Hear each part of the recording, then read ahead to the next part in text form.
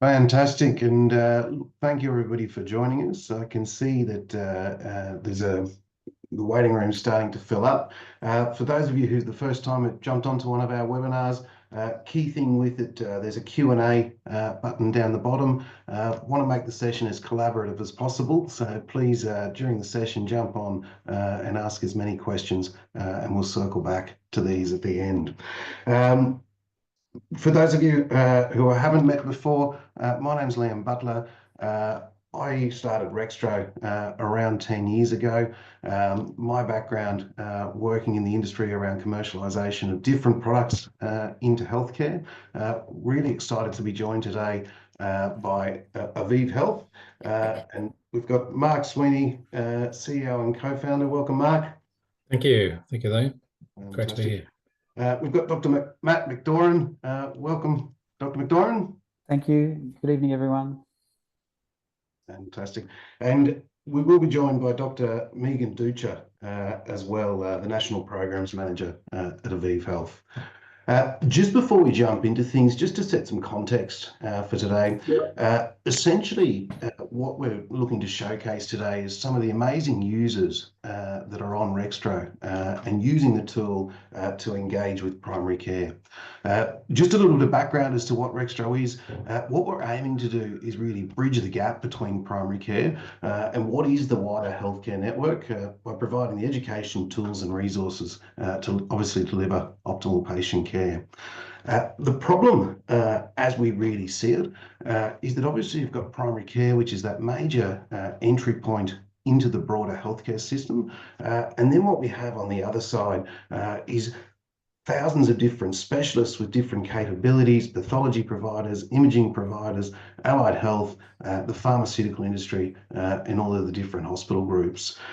When it comes to obviously delivering that optimal patient care, the more that we can see sort of collaboration between these three groups through things like CPD education, which is obviously one of the focus for today, the specialist engagements, representative engagements, and different types of obviously opportunities, the more obviously will lead to better patient outcomes. In order to deliver that, what we really see, as I say, is if we achieve two key things. So on one side, what we need to do is really empower primary care to maximise the value of their engagement. So essentially being able to control those times and really get the most out of the time that they're looking to engage with the broader industry. And by achieving that, what it means as well is that RxTro provides a platform which essentially makes commercialising different solutions a lot quicker and a lot more efficient. So once upon a time, you used to have to make thousands of phone calls or drive around to every surgery just to understand availability. That can all be done online now. If you're a doctor on the call, what I'd say is certainly reach out to your practice manager. A lot of you will already be using the RxTro platform to arrange different meeting types. The big changes that we're introducing is really the opportunity to separate out the different engagements that you want to have. So we've given people the ability to require a specialist in attendance or require a CPD program. And what this means is, as you're about to see some of the excellent examples of the different solutions that are available that are really keen to come and engage with your practice, you can actually separate out separate times for them to obviously engage with them in a way you see fit. So ultimately what it means is that you're collaborating with your local specialists. You can structure this as learning opportunities to really discuss things in depth and then go from there. So with that, as I say, really great example of the really high quality providers that are on the system today. I'd love to introduce Mark from Avive. Yeah, thanks, Liam. I appreciate that. And yeah, just anecdotally, we're using that RxTro platform now for a while, and we find it really helpful in terms of our ability to engage meaningfully with our network of GPs and other allied health providers without wasting their time and wasting ours. So it's been a great platform. A little bit about Avive Health. On this call, you do have myself and Matt, two of the three co-founders.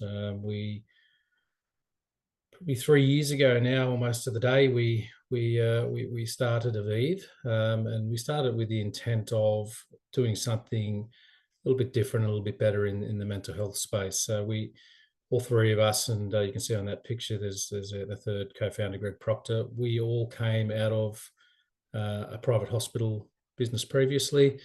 My background was predominantly property. I was the national head of property in that organisation. Greg was Chief Commercial Officer and Matt was Chief Medical Officer. And so we've been around the mental health space for a while, and we often lament on some of the shortcomings we were certainly seeing in how mental health care was being delivered in that private sector. So whether it was bored through COVID or something else, we decided to stop talking about and actually do it, and we moved forward with our first couple of hospitals, which we'll go into in a minute. But I think when we started this business, we really wanted to focus on patient outcomes, which sounds cliche, but it was really important to us that every decision we made was a decision to ensure that we achieve those better outcomes. And really, for the start of our journey was looking at mental health, and particularly in the private mental health hospital sector, and looking at what we could do different and what we could do better. And to start with, we were obviously seeing an emerging trend that mental health was part of a larger private hospital, usually included surgical, maternity, other types of uses. And really what we tried to do was separate that use as the mental health use from that larger facility into something more bespoke. And what that allowed us to do was to look at the facilities more in a salutogenic way, which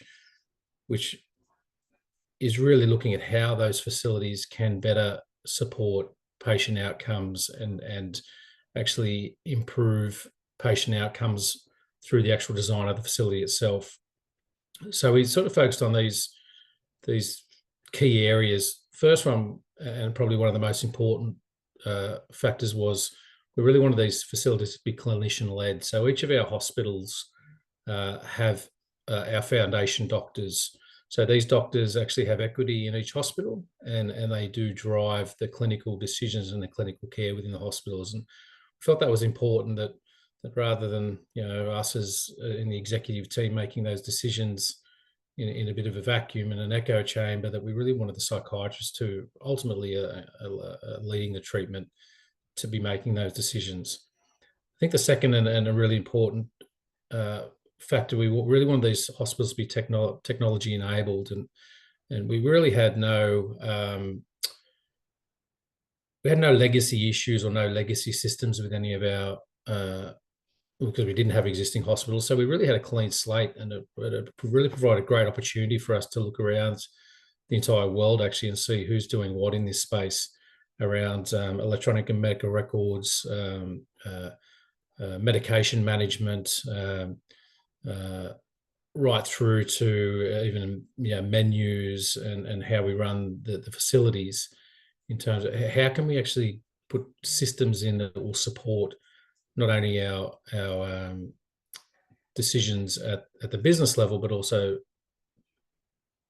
support those patient decisions, those patient care decisions that will really set us apart. I think the third component was obviously, from what Matt was seeing and what we're seeing in other facilities, was really looking at the actual clinical care. How can we ensure that our programs and everything we're doing is benchmarked? How can we have this trauma-informed lens on everything we do? And then how can we actually review and establish programs which go beyond this didactic symptoms control offer of programs, which is quite common in the industry, to more of a processing type program that can actually start to go a little bit deeper and unpack some of those issues. And I think the fourth and final thing we're really looking at is these, I suppose, low-hanging fruit, if you like, in terms of diet, exercise, sleep. And we really wanted our facilities to concentrate on those three very simple things. And to that end, we've employed circadian rhythm lighting throughout our facilities. We have technology-enabled sensors in our facilities that can actually avoid nurses interrupting patients' sleep. From a fitness point of view, we've partnered with Techno Gym, and we have world-class gyms in each of our facilities and programs. And then, from a dietary perspective, rather than a race to the bottom, if you like, which is what we were seeing in other facilities, we engage a nutritionalist to put together a dietary program which is really going to support people in their journeys whilst they're in the hospital. I think just in terms of the hospitals themselves, which we're going to now, I'll let Matt go through some of the conditions we treat, but we are a non-acute mental health facility. So whilst we are a hospital or a Class 9A building, we treat non-acute facilities. So what that means from a design perspective is, if you came into one of our facilities, and you can see just by those photos there, even there, it's very much a hotel type feel. It's designed to be very homely. To support patients' healing. It's not. You wouldn't think it's a hospital when you walk in the door, and that is intentional. We don't want to continually remind people that they're unwell. It's really a place where they should feel comfortable from the second they walk in. Our first two facilities, we actually bought an old hotel in Brisbane, and we converted that to a 63-bed facility. They're all single rooms with en suites. We added on a large extension, and on top of that extension, we have a large fitness studio and gymnasium. We have a number of group therapy and art rooms. With each of our facilities, we have private consultation rooms where doctors will also run their private practice. And then in Mornington, it was actually previously an aged care facility that we picked up. So again, very different type of feel down on the peninsula. It's single story, it's very open. It's an absolutely beautiful facility down there, and we might be biased, but we believe they're probably two of the best facilities in the country at the moment.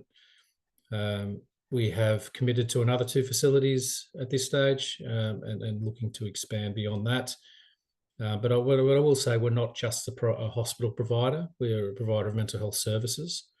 And within each of those facilities, we do have outpatient practices, and we are looking to expand outpatient services, both pre and post hospital stay, to ensure we have that continuity of care throughout the whole journey of a patient. So heavily focused on hospitals because that's where a lot of the capital investment is required, but it really is a multidisciplinary, vertically integrated mental health services facility business. I might hand over to Matt, maybe to touch on, first of all, the types of patients you would typically see in a private mental health facility, and then maybe just discuss some of those admission pathways that in terms of how you actually get patients into the facility. Just before I do, I think as much as I'd love to believe that a person is going to be healed just by walking into our facility, I'm under no illusions that that's not the case. It really comes down to the clinical care and the programs that we deliver. We have best-in-class programs delivered by the best mental health staff, right through from our cleaners and chefs to our psychiatrists, psychologists, and other allied health staff. So that's where the magic really happens, which we want to spend most of this seminar and time on, if we can, on the programs, which I'll let Matt go into a lot more detail. He's the architect of most of those programs, and we think they're as we are collecting data and benchmarking the outcomes, we're pretty excited on what we're seeing. So I'll hand over to Matt. We'll keep this fairly loose, but I think maybe, Matt, if you can sort of discuss the typical patient you might see in a facility, and then we might touch on the admission pathways and programs side of it, which is certainly very important. Thanks, Mark. Thanks, Matt. Thanks everyone for coming this evening. You might be able to see me. I can't see you, so there will be a way to ask questions, and feel free to.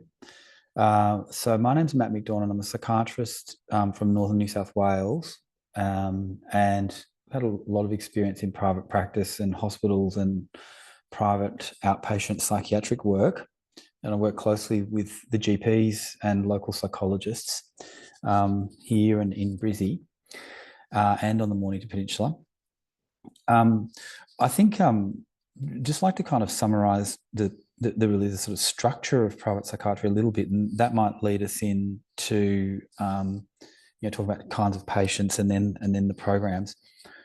As you're all probably aware, if I'm a public cardiologist and you're a private cardiologist, we probably see the same kind of clinical cases, the same kind of patients. We might both have involvement in a cath lab and do the same kind of clinical work. That doesn't actually happen in psychiatry in Australia. The public system is largely devoted to serious psychotic illnesses, and the private system is largely devoted to neuroses. So that is the depressions, bipolar disorders, usually the whole array of anxiety syndromes, including trauma, personality difficulties, and addictions. And those things are often blended in our patients. So the rule of thumb is, I suppose, that the private sector is dealing with the neuroses and the public sector is dealing with the psychoses. We have to match how we manage patients to that clinical group. So some trends in the private hospital setting were drifting very much in the last 10 years towards predominantly biological treatments. And I was running a private hospital, and it was very difficult to try and bring back that pendulum into something more psychosocial. And our vision overall was to have sophisticated psychological inpatient programs, and nested in that have the usual biological treatments. So the normal armory of all of the antidepressants, including complex combination antidepressants, augmentations, neurostimulation, the increasing use of ketamine, and look, eventually, probably in that space, psychedelics, although that's a contentious issue that hasn't translated properly into the private sector yet. We thought that to do that, we would probably need to really need to match where a patient is in terms of their understanding of where they are, in terms of their condition, how their mental health literacy sits, what their actual insight might be, and then have a pathway from the beginning right through to more sophisticated programs. Where someone comes in and where they begin in that process, I suppose, is part of this admission pathway. So there's a number of different ways for people to come into our private hospital. Normally, the GP might ring and have a discussion with the intake team and send a letter, and that would be reviewed by our triage service and then discussed with one of our psychiatrists. The vast majority of referrals to inpatient work are fairly straightforward and accepted. We are a voluntary service, so people have to be able to be directable. They can't be acutely unwell to the point where we can't have nursing staff direct them. They need to be able to accept treatment. Having said that, we're very, very comfortable with people who are emotionally dysregulated, in crisis, people who are suicidal but can communicate their risk. And so we're very well versed in what kind of questions to ask in terms of screening. In my experience, primary healthcare providers have a pretty good idea as well as to what kind of patients need help. The varying aims of admission, I guess, need to be spoken of. Sometimes people are right at the start of this journey and need treatment to be initiated. That's probably the exception. Most patients are treatment refractory in some way. So they've already had some kind of treatment experience. Nearly everyone is treatment resistant in terms of clinical depression that I see. So their case is reviewed, and if they need to have a change in medication or augmentation, that's negotiated with them. And the biological aspects of their treatment run alongside their immersion in the actual programs themselves. There's a number of different kind of, I guess, there's a number of different streams into getting a patient help. It's actually easier to get someone help within a private facility with an inpatient stay and then step down into day programs than it probably is to get a private psychiatrist as an outpatient appointment. In Brisbane, at least, we've been lucky because we've got a good spread of specialists. Some of them are early career, some of them are mid-career, and a couple of them are very senior. And so then that means we've got people who can take referrals and see people. I know in the Northern Rivers, I think I'm the only psychiatrist with my books still open. So that's the kind of barrier that we're up against in terms of an Australia-wide shortage and system issue. It's very difficult to try and negotiate that.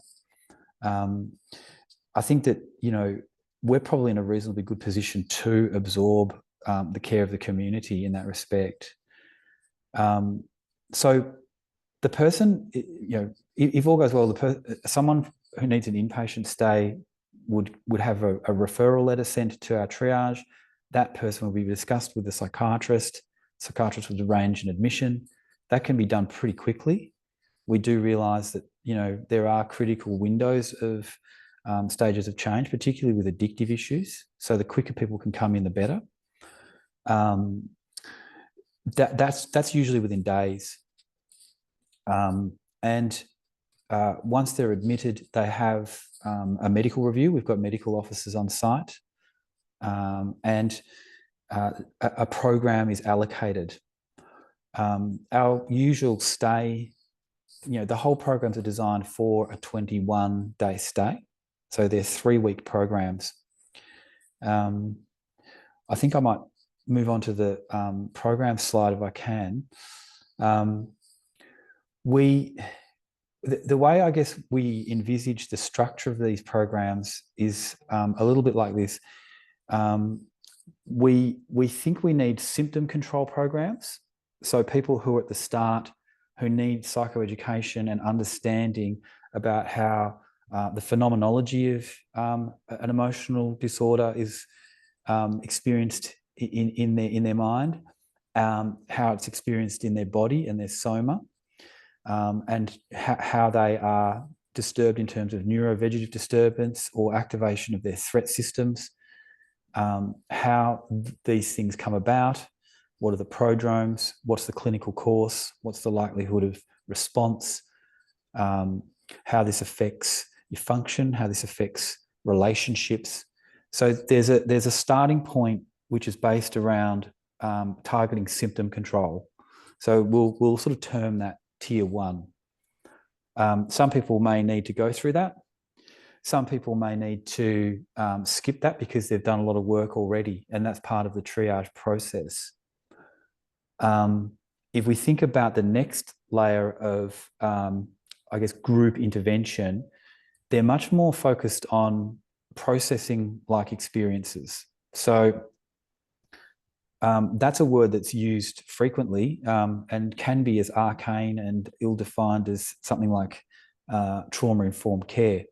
I guess the idea is that as you become more insightful, there are, in the big psychiatric conditions, significant disturbances in self-concept and how your relational world works. and they need a different set of skills and a different set of psychotherapeutic interventions. You need to have people trained up to do that. They need to be more able to hold their emotions. It takes more skill in terms of the delivery, but there's reasonable evidence that if you're intervening in terms of these more sophisticated processing self-concept groups, that change can be more sustained. That is probably where, you know, this idea of a trauma-informed facility comes in, because there's a lot of comorbidity in our patients. You know, someone who, let's say there's a young woman who has chronic pelvic pain, and she becomes, I guess, neuro-adapted to codeine, and when we take a history, we find out there's a history of childhood sexual trauma and periods of depression. You can see that this kind of patient is really, you know, we can refer to diagnostic clarifications, but in a sense, once the person's been formulated, one can see that you need to probably remove the codeine, make sure this person can tolerate psychic pain without decompensating, make sure they understand their symptom group, and if they're capable, then go into a processing group where they can look at things like trauma and how they've influenced their self-concept.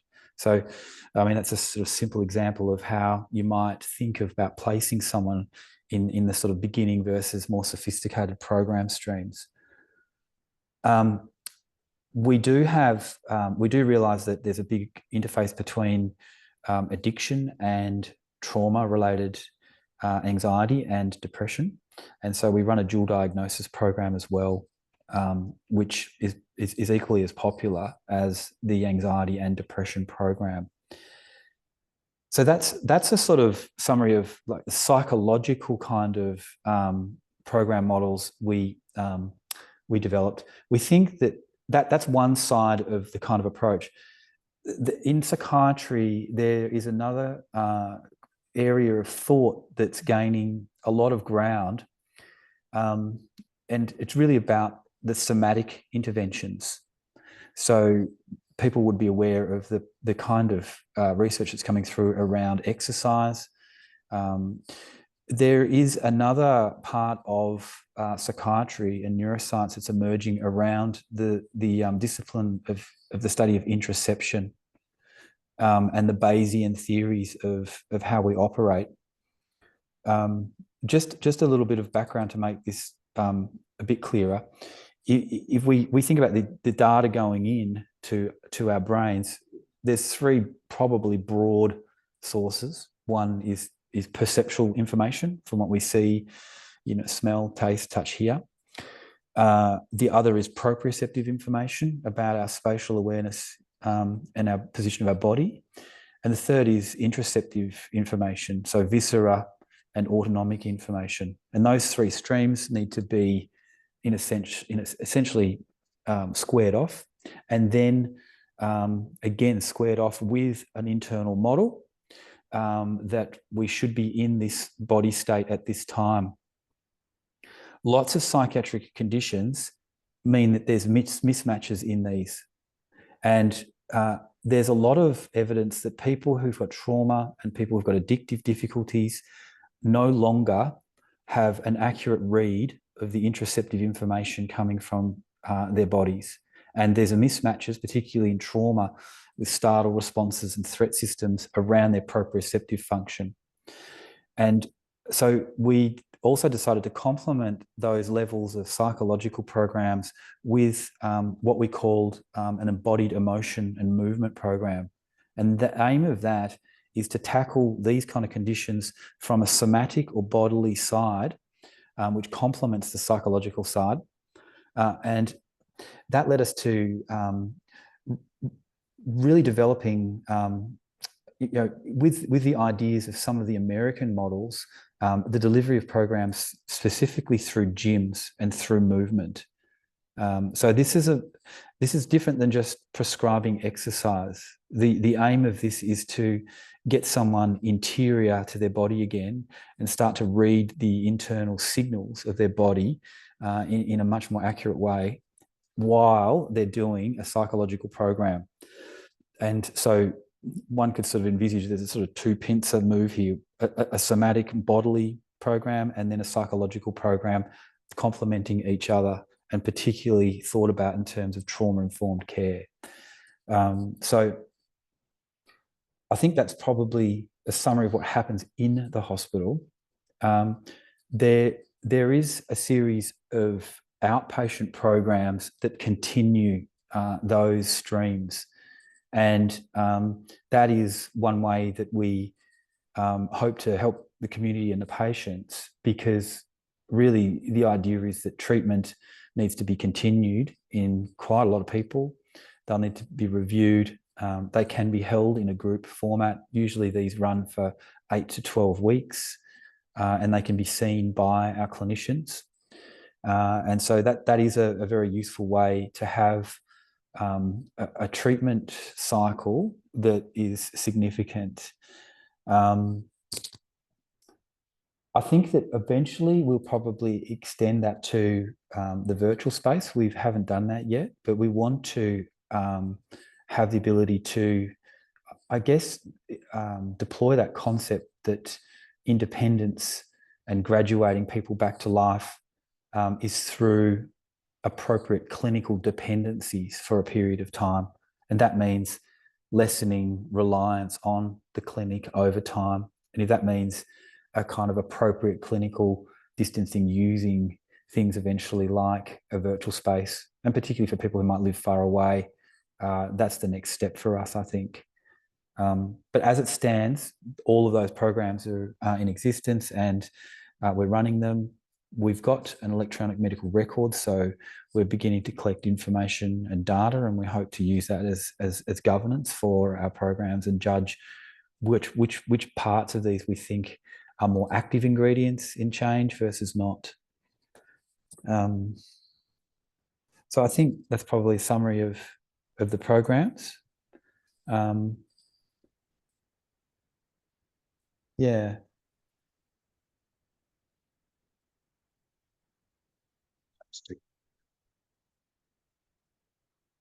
Well, look, yeah, that was a great overview, Dr. McDoran. Thanks very much for that. And what I think it might be, there are a few questions that are just coming in. It might be a great opportunity just to visit some of them. One of the first, and this might be one for you, Mark, but what is the referral process to Avive Health? Yeah, look, the easiest way to refer in is actually through our website. So there's buttons on our website which we accept people coming to us directly.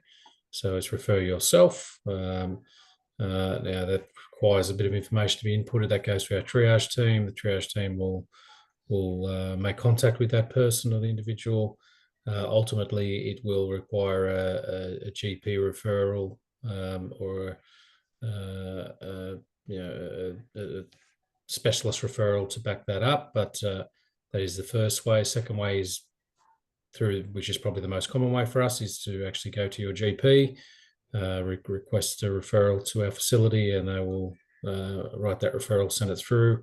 Often they send it through on the same link through the website, but once they have that referral process going, they generally just email that through. And again, our triage team pick that up, contact the patient, and make the appropriate times for admission. The third button, which we find is particularly helpful, is for family and friends who might be concerned about a loved one.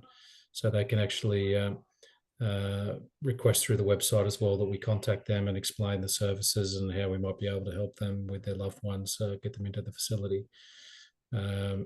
So that's probably, there's no doubt 99% of our patients have private health insurance, which means the treatment is no out of pockets from us. Sometimes there's a small fee from the health fund, but generally it's that the service doesn't cost the patient anything if they're privately insured.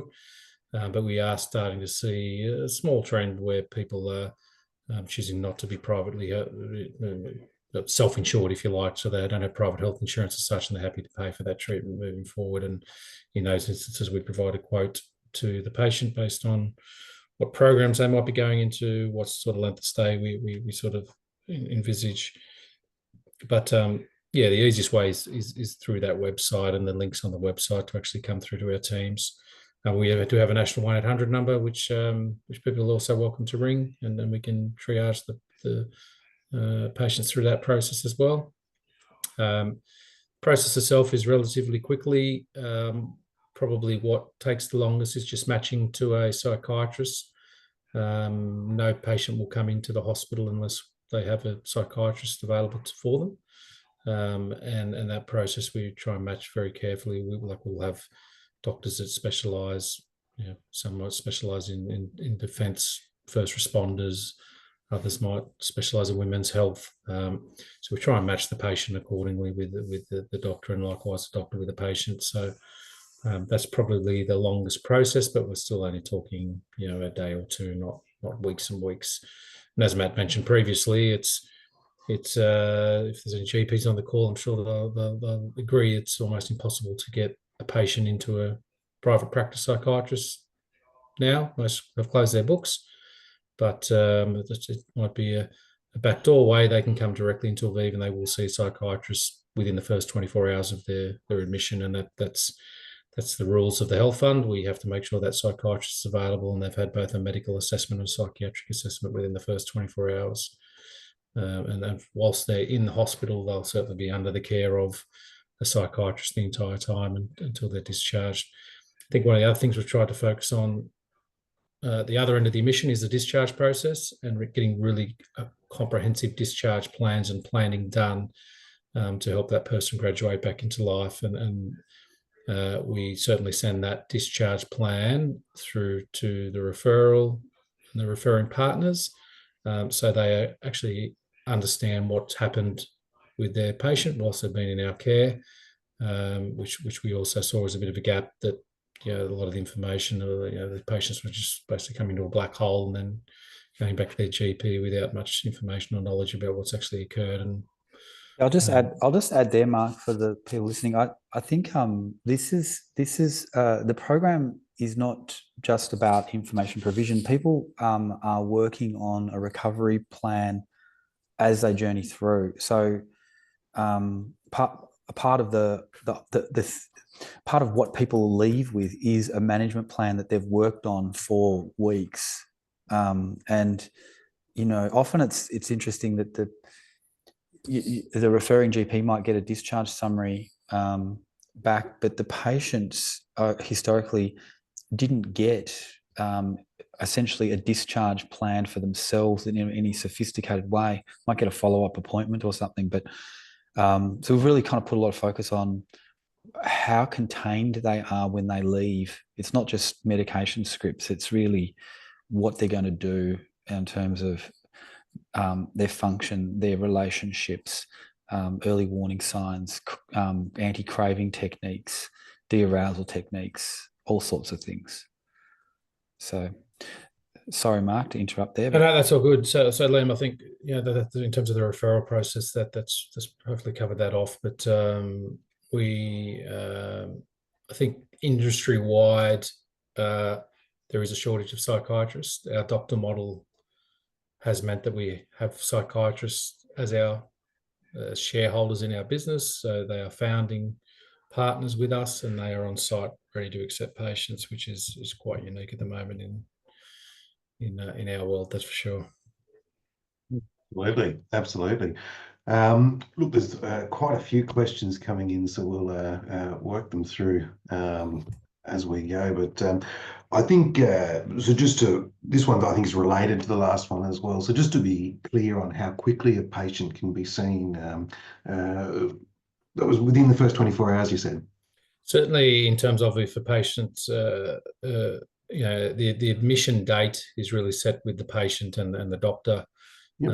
If a patient, we've got bookings, 3 months in advance for somebody that is planned to, break from work, whatever. But we also have patients who want to come in that day, so we're quite open and accommodating in that respect. In terms of once they are admitted, most of our health funds within our contracts with the health funds have a requirement that they see a GP or a physician to do a medical assessment and a psychiatrist to do a psychiatric assessment within the first 24 hours. So we would accommodate that and regardless of those health fund rules, but as a general rule of thumb, we make sure we don't like the patients sitting around. We really try and do the allied health assessment. So they're seeing an exercise physiologist, they're seeing a dietitian, they're seeing our group therapist, they're put into a group. They're in the gym and they're in a program the very next day. We don't like patients sitting around. That's one thing we're very keen to avoid. Even on the weekends, we have activities, group programs to ensure that people are getting the help they need. I think if you look at each contract with the insurers differ, but they generally look for like 3 to 4 hours of clinical care per day. We well and truly exceed that. And that was always our intent and our goal, to make sure we had the best patient care available. Fantastic. Yeah. Dr. Doran, this sounds like it might be one for yourself, but it sounds like there's a GP that's saying, how would you recognise when a patient requires sort of an inpatient stay compared to a day program? And obviously, how do you differentiate with that? Mel, I'll let Matt answer that. I think it depends on the treatment aims and what someone needs to achieve. So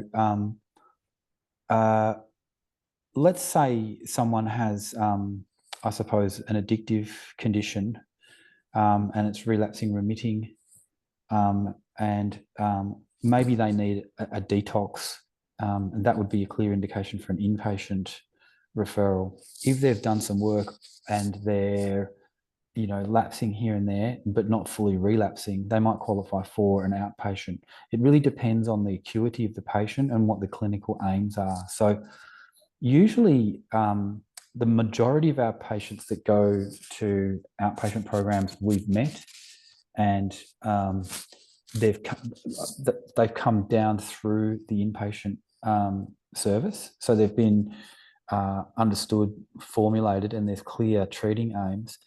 That doesn't mean that that has to be. So some patients might have done enough work on themselves and are not as acutely unwell that they could be assessed by a psychiatrist and just slotted into a day program.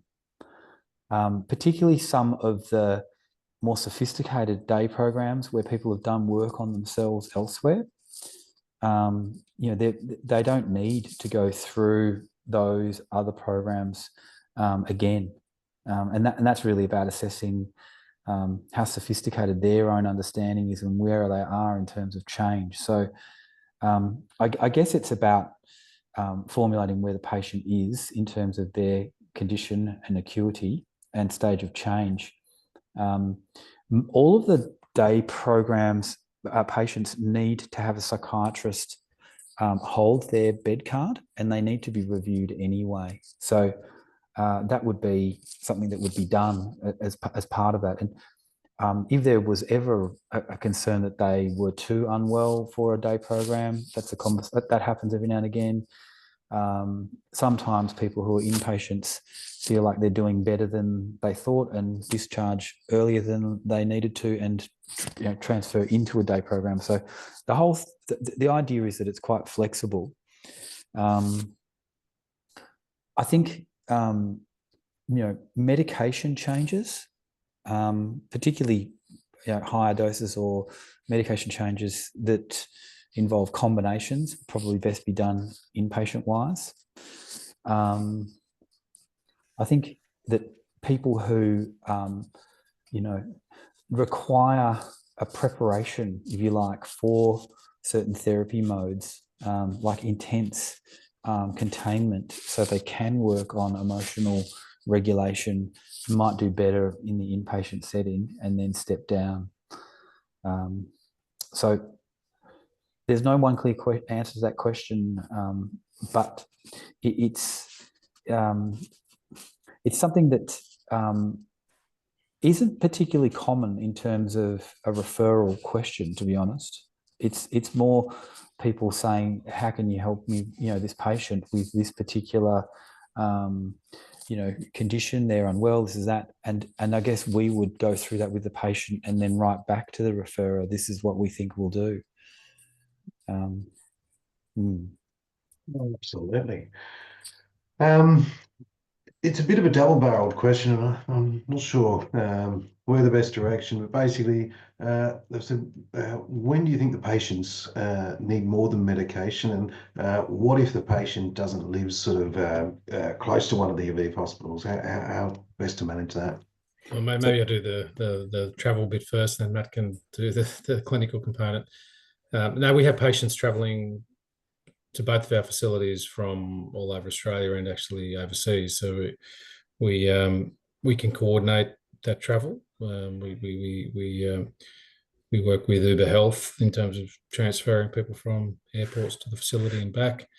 I think in terms of the types of facilities, Brisbane's very much centralised CBD. Mornington is a really nice facility, 45 minutes out of Melbourne.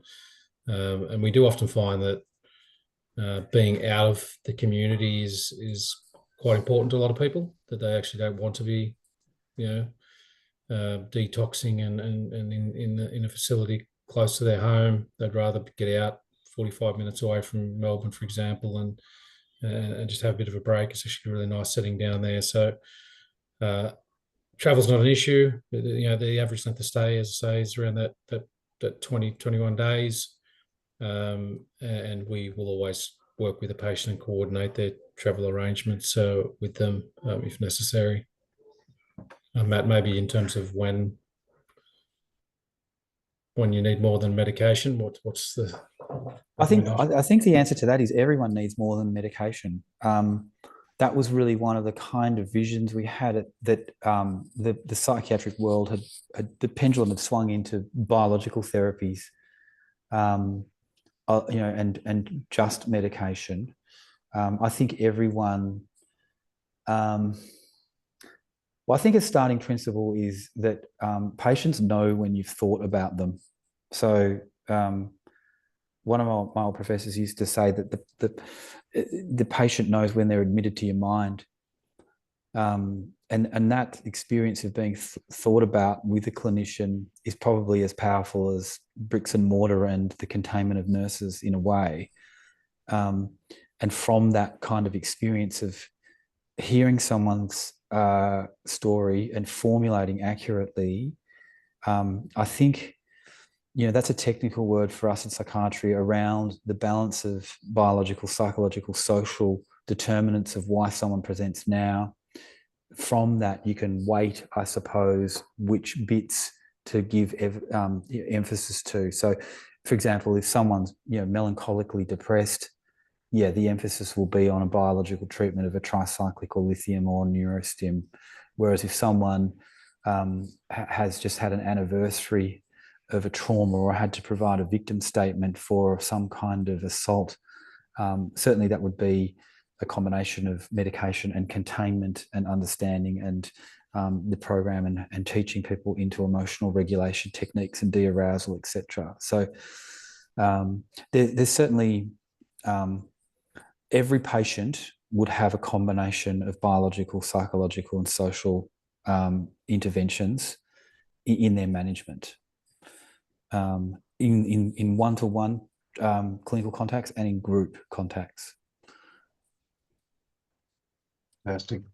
And Dr. Maduran, I think this is probably another one for you. I know you touched on it earlier around that plan when discharging a patient, but there's a question that's come in that, what does the discharge planning and aftercare involve?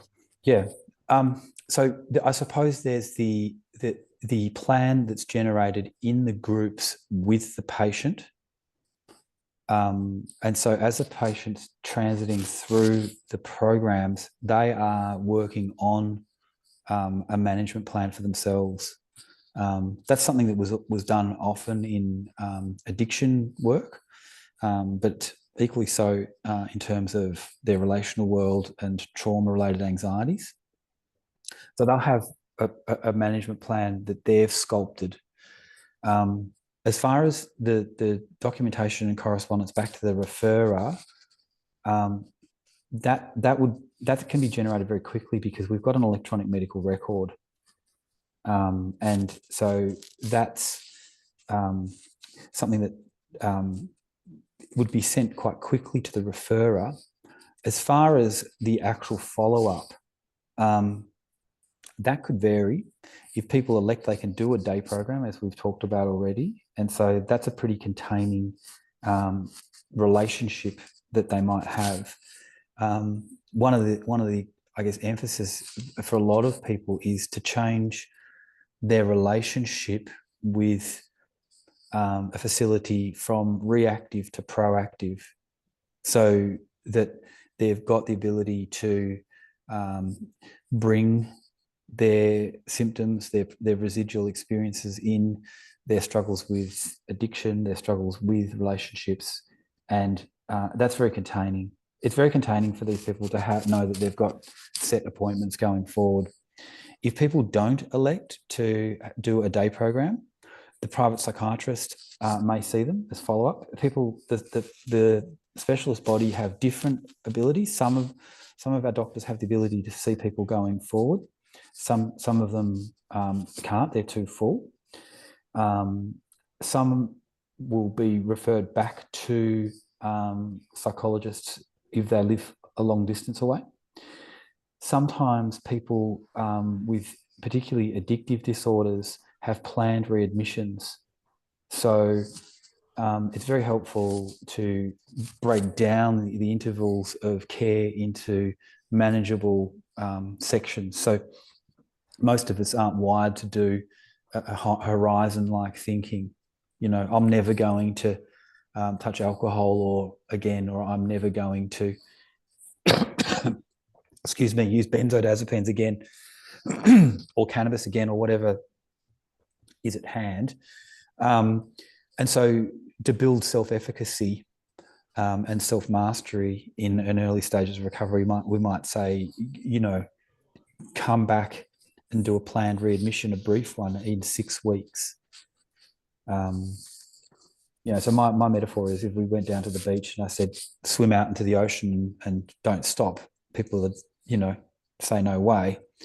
If we say, swim to that buoy that's 20 meters offshore, take a break and come back, most people can manage that. And so there's these sort of ways to orientate their management into proactive containment, not reactive crisis. Some patients elect to go back to their referring GPs. Lots of you know, patients that I treat in Northern New South Wales do that, and the GP can ring me and have access to, you know, correspondence or a chat if they need it. So there's lots of different shared care models, I suppose, that involve the facility or private clinicians on the outside. But the documentation that's generated from the hospital will be quite comprehensive. We've really thought about that. Fantastic. And look, I think as a bit of a gauge by the question, there's a clear appetite and for obviously the knowledge around what you guys are doing. I suppose a bit of a question from me, and I know that we've had a few discussions in the past, but you guys are doing some great things to obviously support primary care. I know we've sort of spoken about you're happy for GPs to come in and do a tour of the site.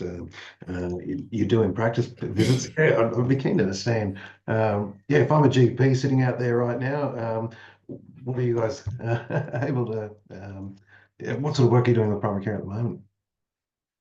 Oh, certainly I can touch on that in terms of you know, what we're doing from a business development point of view. We obviously recognise that primary care, the gateway for most services. We really are out in the communities around both our facilities, establishing those networks with those primary care physicians. We know that, you know, mental health is now a large and getting larger part of what they're seeing every day, and we also know there's a level of frustration within that network around their ability to actually getting to see psychiatrists, psychologists, anyone from that mental health field. Now, unfortunately, that's a national issue, which there's beyond our remit in terms of addressing. What we can do is provide a safe place for their patients for at least the period as they're inpatients or within the day program for those patients that need it. So we are actively out in our communities. We really see ourselves as a service provider within that region. We don't want to just be sitting on our own and concentrating on what we're doing. We are trying to establish networks within the community. We work really strongly with the public hospitals around. We do registrar training programs, which we share with the public. We have contact with the public facilities every week, and sometimes daily. So we want to be part of the community in which we operate. We don't just want to be a standalone, and we really are working hard to try and establish those local GP networks as a priority to make sure we're there to help them and at least take some of that load off them in terms of how they can manage their patients best. So yeah, it's really important to us that GP network is our primary source of referral, and we talk about in our world business to consumer and business to business.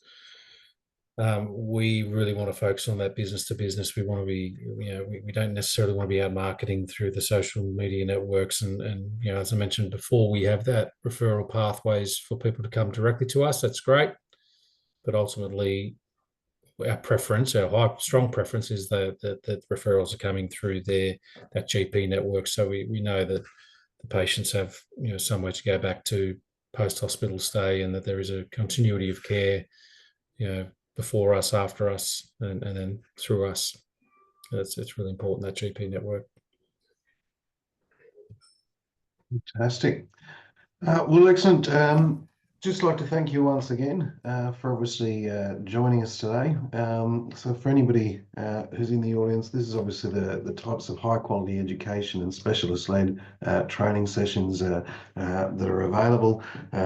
If you're a GP, speak to your practice manager, see if they can make some slots available, and obviously looking forward to running more of these series in the future. Thanks once again, Mark and Dr. McDoran. Thank you, everyone. Thanks, Liam. Thanks, guys.